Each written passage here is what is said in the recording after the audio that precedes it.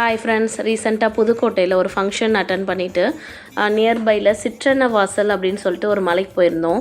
அங்கே அந்த மலையில் வந்துட்டு அவ்வளோ அழகாக பெயிண்டிங்ஸ் பண்ணியிருந்தாங்க. அந்த காலத்தில் கலரே இல்லாமல் அவ்வளோ அழகாக பண்ணியிருந்தாங்க.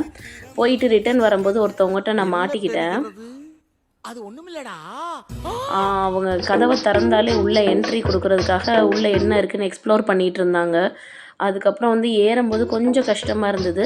பட் ஏறினதுக்கப்புறம் வந்துட்டு ஒரு குழந்தை வந்து உருவாகிறதுலேருந்து பிறக்கிற வரைக்கும் அந்த காலத்திலேயே வந்துட்டு அவ்வளோ அழகாக வந்து பெயிண்ட் பண்ணியிருந்தாங்க.